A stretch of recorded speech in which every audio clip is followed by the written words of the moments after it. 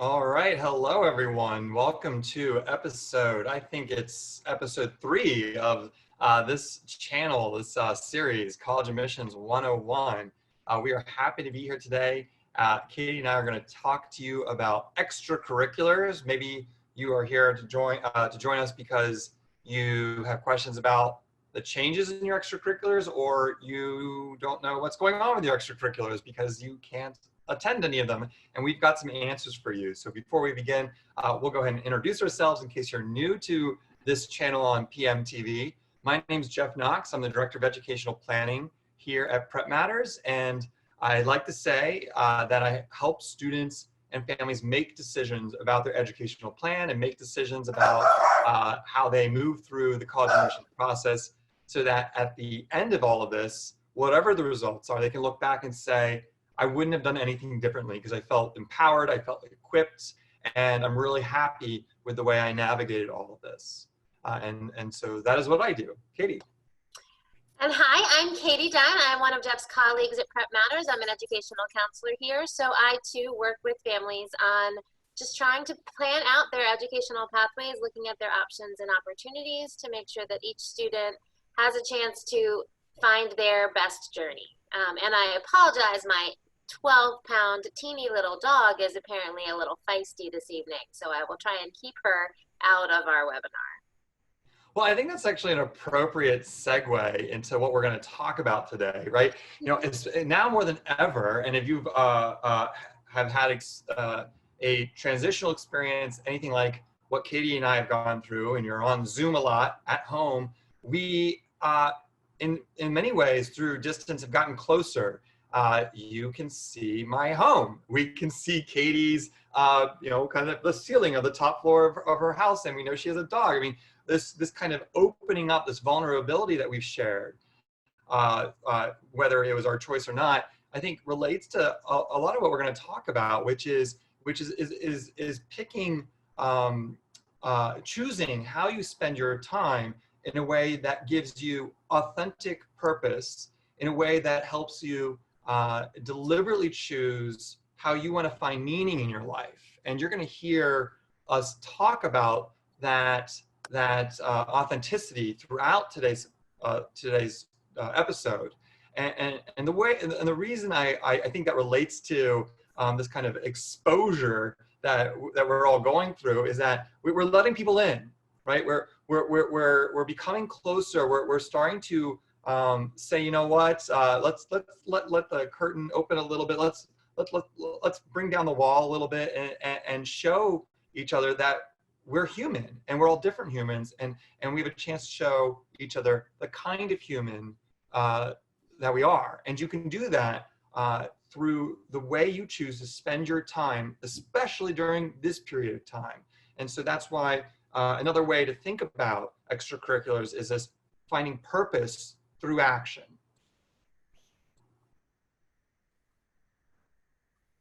So I'm going to jump in here. I think I want to just highlight Jeff's point that ultimately what you are trying to do in your college admissions application is introduce yourself to an admissions officer, and they genuinely want to get to know you. And so we often get the question from students that they aren't sure what to do about extracurriculars, and how does it play in, and how important is it? So if you've been on some of our episodes before, you might have seen these next couple of slides. We want to just walk you through one of the ways that we as counselors keep a big picture view of the way that colleges are looking at all these different pieces of information they have to get to know each student. And so this is a chart that is published once a year by an organization that is really at the forefront of our industry. It's called NACAC, which stands for National Association of College Admissions Counseling. And it's a membership organization that includes just about every university in the country and the vast majority of college counselors. And so what they do is they survey a number of about 400 universities and colleges and ask them, hey, there's a bunch of stuff you get in an admissions application. How do you use that information? And then they publish this picture of the results. And so you can see we've highlighted where extracurriculars falls in this chart. So about a little under half, almost half of the colleges surveyed place considerable to moderate importance, which means that a lot of folks are looking at how you use your extracurricular time, as Jeff said, to try and see what you do when you have the option of how to spend your time. When you have free time, what do you do with it? And that's a little bit of an insight into who you are and what you're bringing to campus. Now, of course, the top part of this chart, if we want to jump to the next slide, are grades, really, strength of curriculum, the things you do in school. And one of the interesting things about this particular question is grades and curriculum are often some of the pieces you have less control over. Your school may not offer as many classes as someone else's school does. And so you want to do your best to be as strong in all of those pieces as you can be, because of course, college is school, academics are the most important piece. But when you think about the picture you're expressing to admissions officers, extracurricular activities is really a great place where they can get to know you a little more when you maybe didn't have as much choice of which electives to take or how to frame your transcript. Another thing that Katie and I like to point out about this table is that it is not a formula. It is not the magic recipe for college admissions. This is a group of numbers. It's a series of data points that have been harvested from about, I think, somewhere in the 400 plus school neighborhood out of 3,200 four-year institutions in the country. And generally speaking, this is how these factors rank for admissions decisions. But many of you probably already know that there are schools out there that do not look at subject tests at all. You can send them, they will not look at them. There are schools out there that are test optional. There are schools out there that do not look at letters of recommendation. So this table isn't up here to give you any kind of insider intel on how to scheme and strategize your college admissions plan. It's merely a reminder of all the variety of factors that could impact an admissions decision. And it's also a reminder of your responsibility to do the work to figure out, to know, and it's usually pretty clear on a college admissions website, what matters to them, what's important to them. Katie and I have also done a lot. And where you put your energy when you're building your application. We've also done a lot of thinking and a lot of discussing about the changes that are certain to happen for this admission cycle, meaning for the class of 2021, for the juniors who are really starting to gear up for their college applications and future admission cycles. And one of the things that we wonder, and I think college admissions officers wonder as well, I don't think anyone has a clear understanding quite yet, and it's going to take some time, it's going to take some thinking, it's going to take some trial and error and some testing. That's why you see colleges doing different things. Some colleges are going test optional, some aren't, some are doing it for a year, some are doing it for 3 years, right? And there are probably other pieces of this chart that they're going to tinker with. But one of the things we wonder is if it becomes murkier for admissions to understand, to gain clarity about a student through the traditional elements of an application like test scores or the last half of junior year grades on the transcript. If that becomes a little harder to understand because many students are taking up colleges on the offer for the test optional route, or perhaps your school is going pass fail for the last half of junior year or whatever, will these subjective pieces, these pieces that build a personal narrative, such as essays, letters of recommendation, and yes, extracurriculars, will they have more power, more information, a higher place in the echelon of this list? Might this table look very different next year and for years to come? That's a question that we wonder about. And so we don't have an answer for you today, and certainly it's going to vary college to college, but just to put that out there, that just because many of the things about your extracurriculars that might have ceased or might be very different, it doesn't mean that this isn't an area in your life that doesn't deserve tremendous attention and some creative thinking. And we're going to guide you through how you can think about your extracurriculars if that's making you scratch your head right now. So I'm going to take this slide because I love this point. It's one of Jeff's favorite slides. Yeah, this is probably actually beats the NACAC table. I love this point. So a question that that we both get a lot is, what's better, depth or breadth? Is it better to be involved in a ton of stuff and to show that I'm active, I'm engaged, and that I have my fingers in a lot of different honeypots, or is finding a few things that I'm really interested in or really good at better, because then I can spend my time and energy getting to the kind of depth and level that I wouldn't be able to if I were pulled in a lot of different directions. There was a time when colleges, admissions offices were preaching very overtly and clearly that they wanted well-rounded students. And I'm sure that many of you in the audience, this large group of people who are interested in hearing about this topic today, have heard that phrase, well-roundedness, or that term, well-roundedness.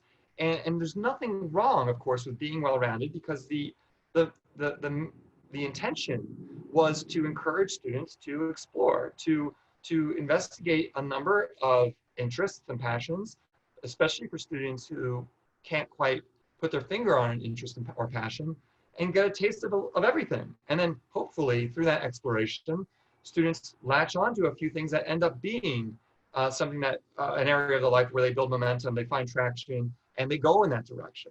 So the spirit of encouraging well-rounded students was well-meaning. However, the inadvertent result for many students, and I am guilty as charged here, because this was a phrase used a lot when I was applying to college, was people who padded the resumes, people who overextended themselves, people who just signed up for things just so they could put it on their resume in their student activities list, not because it had any real meaning for them, any real purpose in their lives, not because they felt they had an actual role in the organization. And so if you've been to any of my talks about College Admissions 101 or extracurriculars, you might know that I was the president of German Club in my high school. And I didn't have to work very hard to get it because no one else really wanted it. We met once a month, maybe once a quarter, I can't remember. And we got together in my German teacher's classroom, who was just a cool teacher who kind of let us do whatever we want. And we ate pizza, and that was literally all we did. I don't think we spoke German during those meetings. We just ate pizza, hung out, and I got to tell every college I applied to that I was president of German Club. I was a student leader. You say pizza in German, Jeff. Ooh. Pizza, It's awkward. I can figure out pizza the same, I think. But anyway, so I was also in percussion ensemble and band and debate and Model UN, and I'm sure there are other things. My church youth choir, my church youth group, like so many things where I just showed up. I was in Boy Scouts, whatever. I showed up, I was there, checked the box on the list, and look, college, look at all the things I can do. Nowadays, colleges have changed the language. They're not looking so much for a well-rounded student. There's nothing wrong with being a well-rounded student, but they're not asking for that. They're looking for, well, their goal rather is to little guy a well-rounded class of spiky students. Katie, can you tell us, what is a spiky student?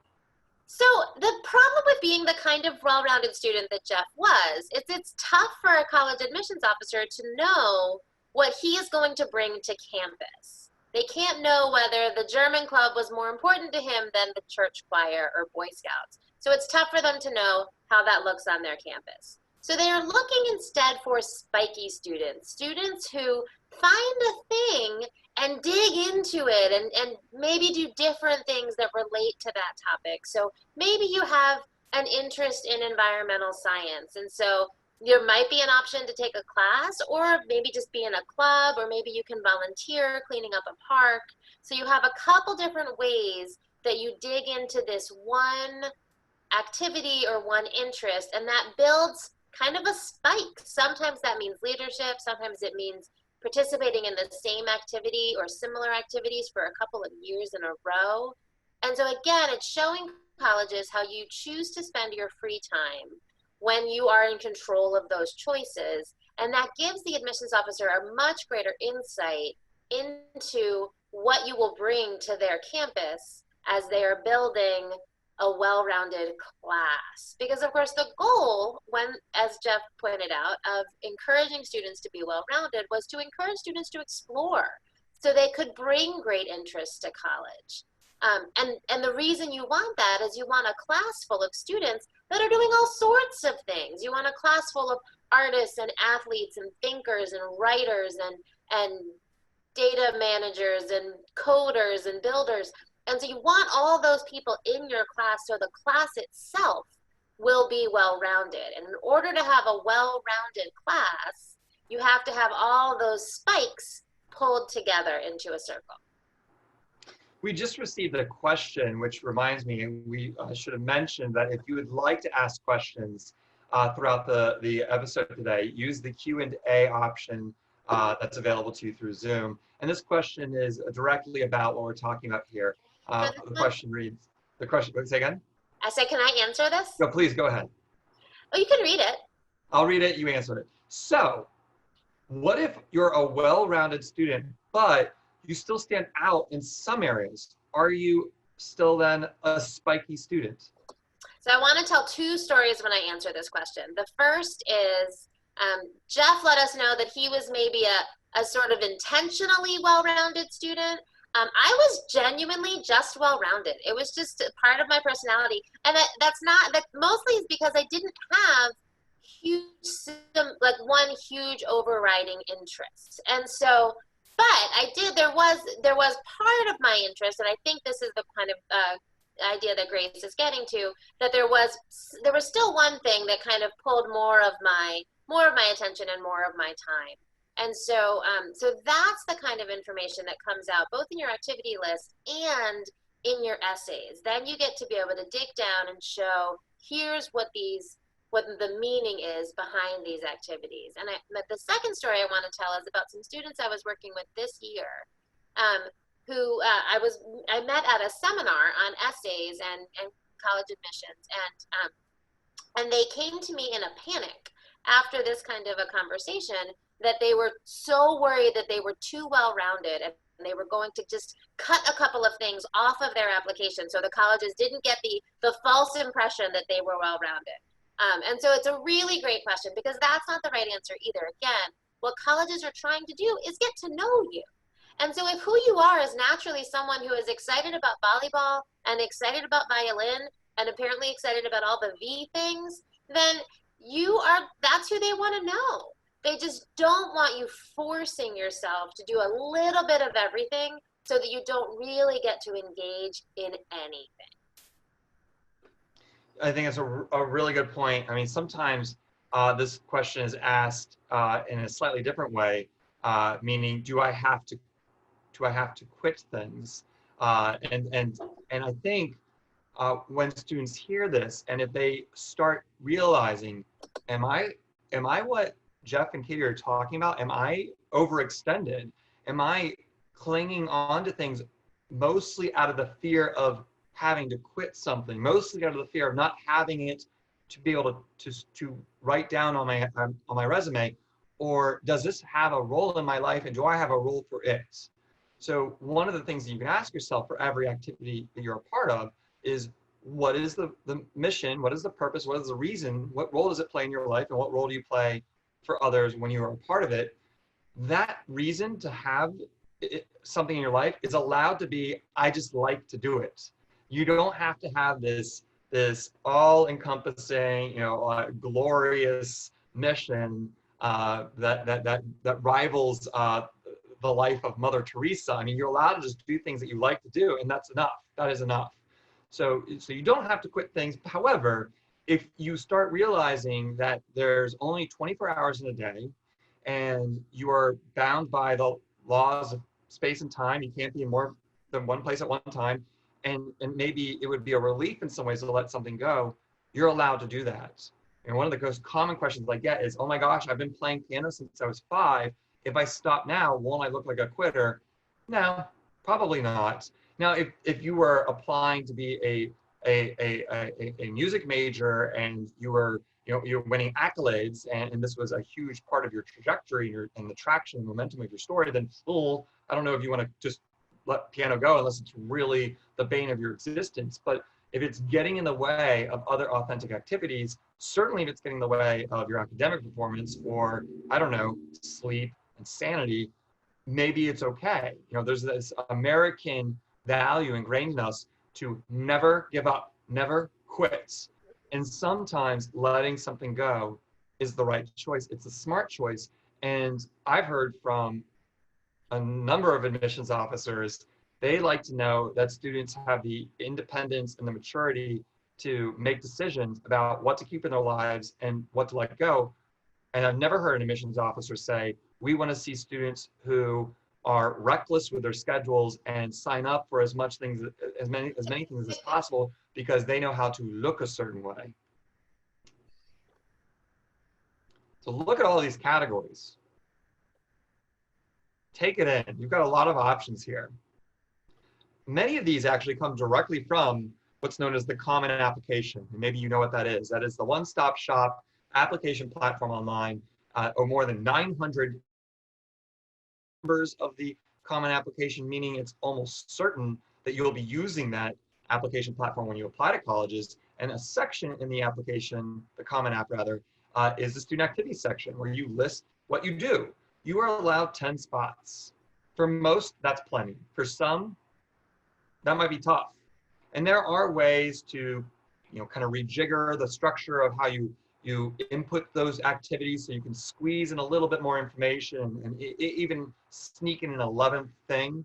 But not to gently disagree with what Katie said earlier, because I agree with her, but sometimes if you got 10 spots, you do 14 things, but one of them is, you play, I don't know what the verb would be for parkour. You do parkour, you play parkour, you are a parkour person every so often with your buddies. Well, maybe that's the thing that you let go. Even though you do it, you don't let go in terms of not doing it. You still do it. You just don't necessarily highlight it in your student activity section.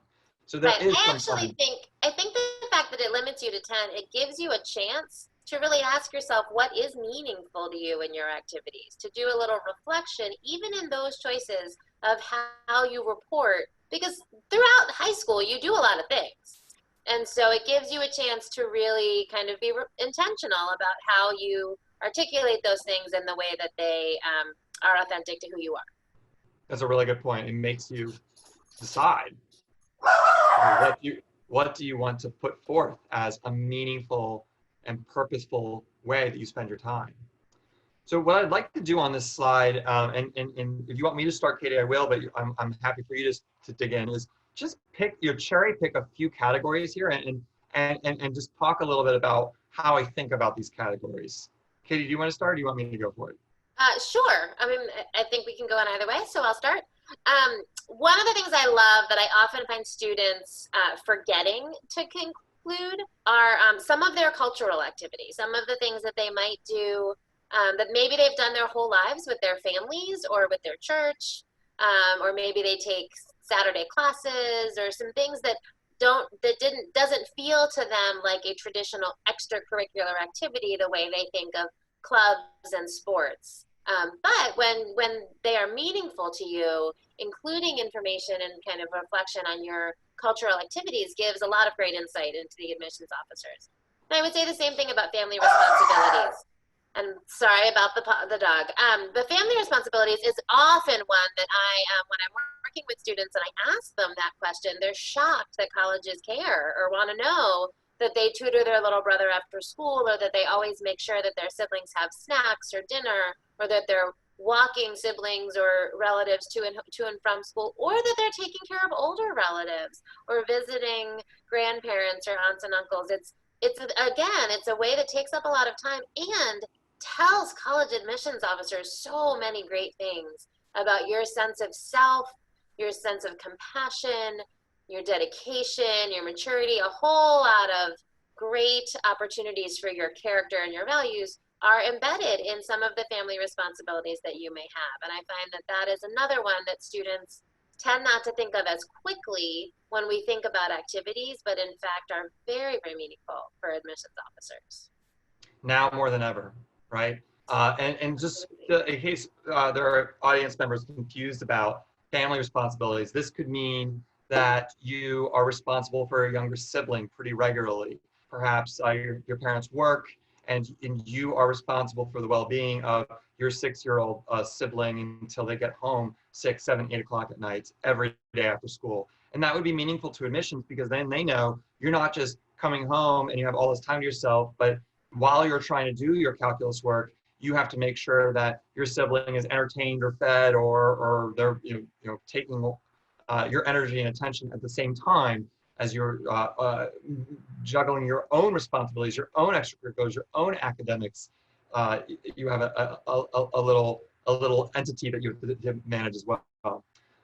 One that I'll pick here is community service, because I get a lot of questions about community service. And this actually, I think, is a relic of the well-rounded mindset, which is, oh my gosh, you have to have service, right? There are certain things that must be in a college application, leadership, athletics, service, and just, where is it, right? And of course, service is a wonderful thing. And if we just set aside college admissions for a minute, I would argue that we all should endeavor to find ways to be of service to others in whatever capacity as often as we can, right? So yes, it's a wonderful thing. Must it be a spike? Must it be highlighted above other things in your application to give admissions what they are looking for? Not necessarily. It is not a required emphasis in the application. It's not an argument against service. It's not an argument for service. The only time that I demand my student have service in their life is if it's a graduation requirement, because if you don't have the service hours that you need to graduate, then you're not going to college. So the only real onus of the demand for service, besides a calling to serve others, is that your school's requiring. Now, if there is an opportunity for service, I'm all for it. And the kind of service that I like to see, if I had my druthers, right? If I got to choose what my students do for service, all service is great. As long as you are other-centered, I'm happy with it. However, if you have options, I tend to tell students, look for areas where you are distinctly equipped, you're in a unique position to be of maximum service. For example, I'll use myself as an example. If I were to do service, I would be pretty useful if I could go to underprivileged communities or schools and provide some free college counseling, because I'm really good at it, right? That's where if I could be a volunteer soccer coach, I don't know if I would actually be doing anyone any service there, right? So when you look at your own lives, right, and you think about your skills and your passions, whether it's sports, maybe academics, and you want to tutor in that, or maybe there's some skill and you can get connected with a group of people to teach them that skill, or maybe you just do have a proclivity. Maybe you tend to do really well, or you're interested in the stories of our elders, and you want to be a part of the visitor ambassadors at a local convalescent community, nursing home, and whatever it is. When you pick the service, I would challenge you to ask yourself why that service is distinctly meaningful to you, and hopefully it's a service that you can add more value than perhaps the average Joe. That's not necessary. If you want to go to a soup kitchen like we all can, that's wonderful. There's nothing wrong with it. But if I had to choose between two options, I would like to find the areas where I would be even more useful than perhaps just anyone. So that's a comment on service. Katie, you're next. Which one do you want to pick? Oh, I get to go again. I'm gonna pick school spirit.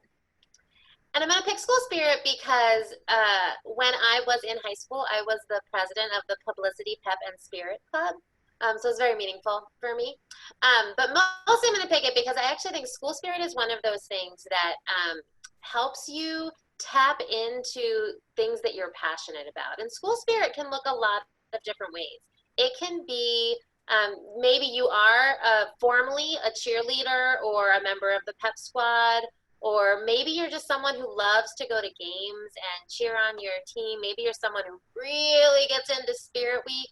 I have seen some schools, in fact, initiating Spirit Week during this time at home, and kids are coming to their Zoom classes dressed for sports day or meme day. So if those are things that you really get fired up about, those are also ways that you are being a real leader in your community. And every college wants to have kids who are excited to be at their school. Every university, every institution I've ever encountered believes deeply in school pride and knows that there is a great deal to be excited about and to be spirited about on campus. And that's different than just having fun. It's really about community building and leadership and helping others be engaged and helping others be excited. And those are incredibly powerful skills to bring to your college. And so when you can demonstrate that you have gone out of your way, because sometimes, let's face it, those are things that can be a little embarrassing, right? Like, you can be taking risks when you're a freshman, sophomore, junior in high school to put yourself out there for school spirit and realize how incredibly rewarding it can be. And so when colleges know that you've done that and it's something you're excited about, then that can be a great way to kind of show them who you're bringing to campus, someone who's going to jump right in and find some new ways to be excited and to really wear that school pride. I'm going to pick one more to deep dive, and then let's shift the conversation a little bit. Well, not a little bit. Let's shift the conversation to how you might engage with these categories now, even though you're stuck at home. But let me talk about journalism and publications, student publications. It's a favorite of mine as a former English teacher. So is Katie. And what I like about getting involved in student publications is that you are messaging to colleges that you have chosen to spend your free time writing. And writing is a skill that every college across the land is looking for, despite, or no matter, I should say, the major or the academic goals or whatever. Writing is important. Writing is hard. The quality of teaching writing, it varies throughout the country.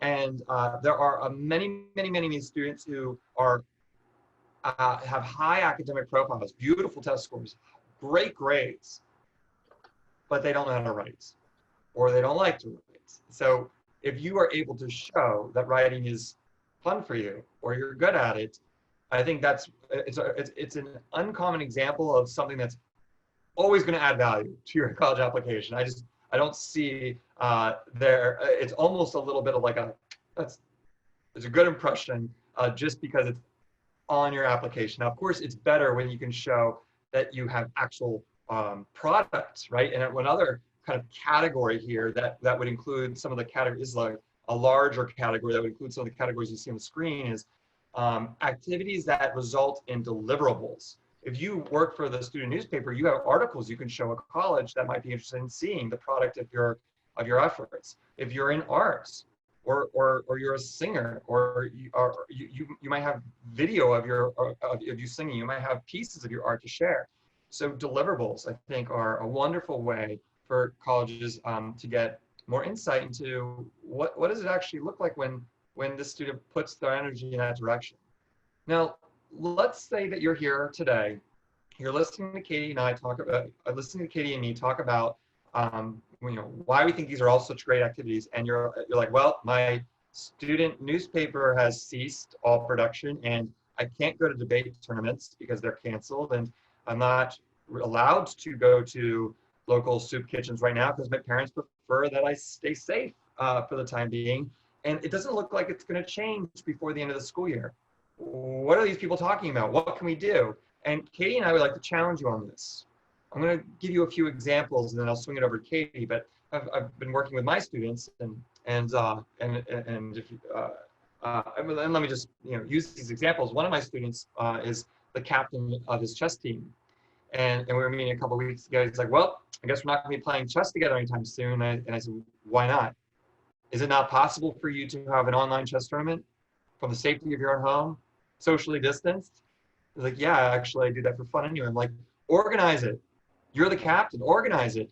And it's not just because that lets this student be a leader, right? Yes, he's the captain of his chess team. Captain, by definition, is a leadership role. I would argue that real leadership is looking for a way to provide opportunity for others, right? And by thinking, how can I spearhead a way for not only me to have something worthwhile to do, but for other people to have something worthwhile to do? Well, my goodness, is that not real leadership? I have another student who is really into ceramics, and there's no ceramic studio in her house. But she heard from a friend that it's possible to turn a ceiling fan into a pottery wheel. And so, to the chagrin of her parents, she dismantled her ceiling fan in her bedroom. And even though she didn't think it was possible, and she certainly didn't think she could do it because she'd never done anything like that before, she made a pottery wheel. And now she has a way to at least continue the work of her ceramics. Next project is a kiln. That'll be a little harder, but it doesn't even matter, because think about that message of, I had this obstacle that we all had to go through, but it didn't stop me. And even though the ceramic pieces might, if you don't mind my saying, look like crap, it doesn't matter. She tried, she worked at something, and it was an independent kind of signature project for herself. So what Katie and I want to do is ask you to spend some time thinking about the things that you have been involved in and you thought are no longer. Is there a way for you to transform them into something that can still be done? Or does this new space in your life open up new opportunity for you to try something else? I just want to piggyback on that. I'm going to give an example too, although I had not heard that pottery example before. I can't beat it. That's a solid option. But I have a student who one of his favorite activities, actually, that he has chosen, that started out as a service project for service hours, but has become something that he just loves, is he teaches Sunday school at his church. And so he not because he was trying to impress colleges, not because he wanted to show that he was using his time wisely, but he has been making online lesson plans and sending them to the parents of his little students and saying, just, hey, this is something you can use if you want to, if it's a way to help your family in this time. And so I think to get back to Jeff's point, like part of the challenge here is colleges want to know how you're using your free time, and your free time just radically changed. And many of you don't have the same amount of free time that you once did. Being at home for a lot of us brings different responsibilities, different things to do. But one of the fundamental tasks of the college admissions process is to be thinking inward, to be thinking about what is important to you and what can you do with the things that are important to you, and really getting to know yourself. And I think all of us are spending a lot of time getting to know ourselves during this quarantine. And so this is a way that you can express that you can think through, what are some of the ways that I can still have that joy in my life from my regular activities?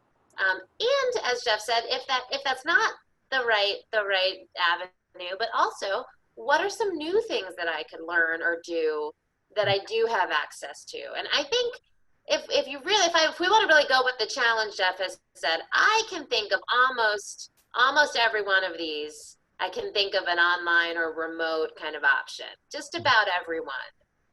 So I think they're out there. But I think the bigger question is for you to still feel empowered to choose how you're spending your time and to do it in things that you love and you're excited about.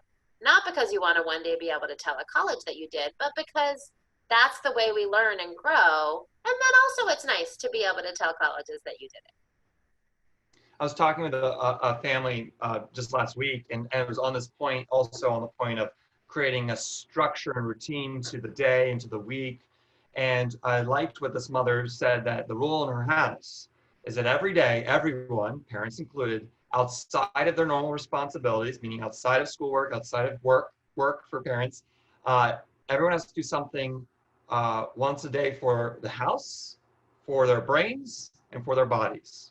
Nice. And I loved that. So feel it, families out there listening to us. For the house, meaning like, okay, there are more dishes than ever before. We got to chip in.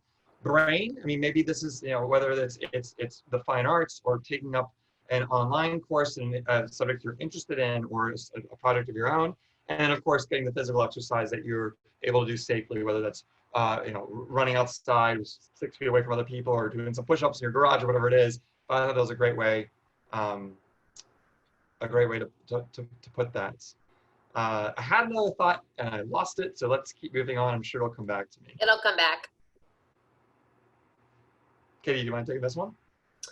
Sure. I mean, one of the questions, again, that we get a lot, especially from, honestly, from parents and from younger students is, how do I use my summers effectively in ways that keep my child busy so they're not just lying around my house being bored and getting in the way,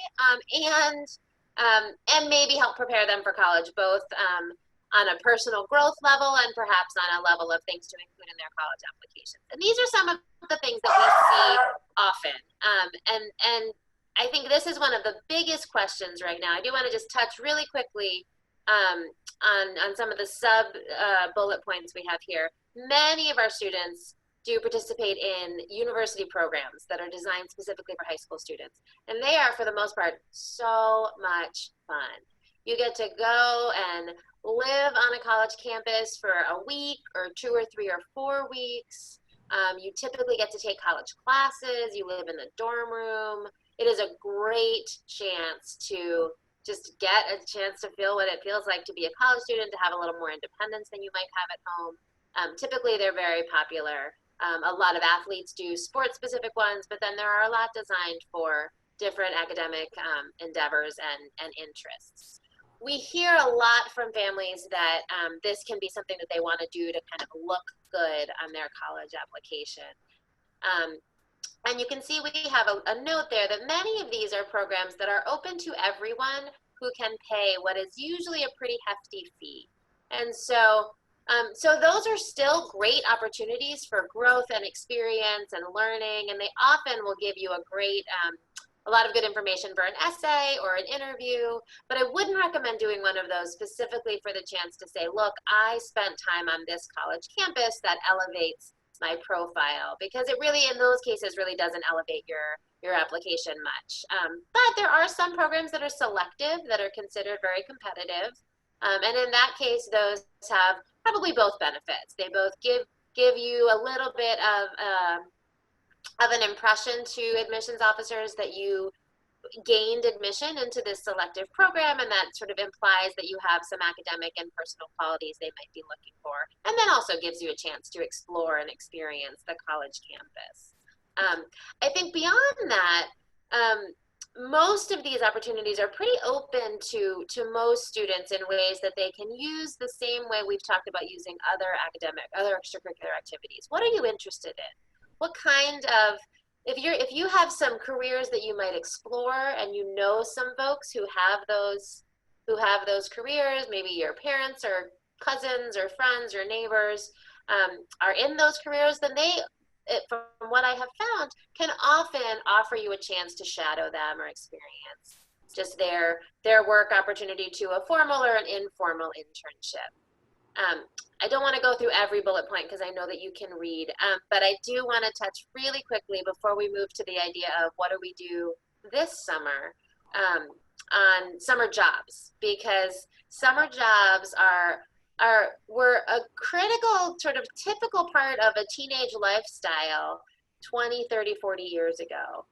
And they really are less so now, both because many students are taking advantage of things like I just said, going to universities, doing sports camps. My niece is a 2-sport athlete, so maybe I just see the sports camps looming larger than other people. But also because they are just not as available. It's not quite as much of an expectation that students in their teenage years would have a summer job or a job on the weekends during the school year. But consequently, when you have that opportunity, it is a really great chance, again, to show colleges that you have some dedication, but also to learn about yourself and to learn about what it means to have a job. It's very exciting to get your first paychecks that belong to you, not to your parents. And many of the jobs I've had over the years, including like working at a bagel place, working at a bookstore. Those are jobs that taught me a great deal about myself and other people. And that's the kind of information that you can share with a college admissions officer in an essay or in an interview that can be really compelling. I had a student this year who wrote a fabulous essay about his experience working at the ice skating rink down at the National Mall, and how he thought it was going to be like super fun and just like hanging out ice skating all the time, but in fact a job's a job, and you learn about responsibility and sacrifice and hard work, which again are all the kinds of things that colleges are looking for. All right, so let's make that point one more time about spikes, and really a spike to me is not soccer or choir or Boy Scouts. It's a concept, right? The kinds of activities you choose should point to or indicate some bigger idea about who you are or what your qualities are. And here are some examples. Tinkering, for example, meaning literally like that you like to get your hands dirty when you do this work. If it's robotics or ceramics or whatever, you like to work with your hands. Perhaps service is a huge part of who you are, and you were kind of born with that attitude of others before yourself. Building relationships could be important. Leadership, I think, is often misunderstood. It does not necessarily mean that you have a title, you're president, you're captain, you're whatever. It's you act in a way that leaders act, even without the title. And I think now more than ever, this is a chance for people to do that, because there's confusion and uncertainty, and there's space and need for people to step up and provide some clarity and some organization and some engagement. And maybe that could be you. Katie and I were joking around a little bit earlier today saying, this is probably already true, but now this year more than ever, that, you know, put your brain in the head of a senior right now who's already in college. Maybe they know where they're going to college. If they don't, that's what they're working on right now. They're to have online school for the rest of the year. Their vision of what senior year would look like isn't going to happen, which is sad and frustrating. And perhaps that president or editor-in-chief or captain or whatever is living in the future right now. And maybe they don't have the attention or the desire, or perhaps there are other pressures in their life right now, understandably, that get in the way of their being able to spearhead or support or guide this organization that they were the leader for in a meaningful way. And that has created not only a space, but a need for someone to step in. If you have a sense of that, maybe reach out to that senior or that leader and say, hey, do you need some help? I would love to take some of the burden off of you, or to be a part of this, because when you go, who's gonna continue on? And we're all starting to realize, I think now, that this is not, and I'm talking about the pandemic, a temporary situation. This isn't going to end and we go back to the way things were. We're going to move forward, obviously, and this will pass, but we will all live in a new normal. And perhaps the sport or organization or activity or interest or whatever you are involved in, it'll still be around, but it'll look different even a year, 2 years, 5 years from now. And in thinking with creativity and a forward-looking outlook, will open up new ideas so that you can see how there are opportunities for you and for other people, no matter how long social distancing lasts, no matter what new rules or cultural, I don't know what the word I'm going for is, like ways of life emerge after this, because of this, yet the way you approach this passion or interest or skill as a leader will be as relevant and as powerful no matter what major changes happen in our world.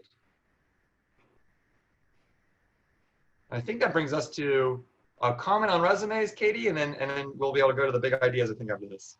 Yes, the short answer is yes. The longer answer is actually now is a great time to be thinking about this. And I just was talking about this with a student today.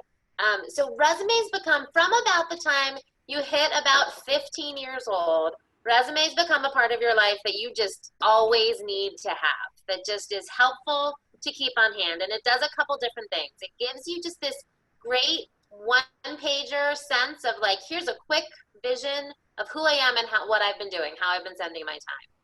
Many colleges will ask you to send that. Even though you've just filled out all this stuff in the application, they want you to also attach the resume. When you go to a job interview, when you go to a college interview, when you're interviewing for a summer program, a lot of times, even before you get to the college process, having that resume both gives someone information about you, particularly in an interview, and it helps you look pretty polished, that you were ready to have that for them, to show them where you've been, what you've been doing, what you're proud of.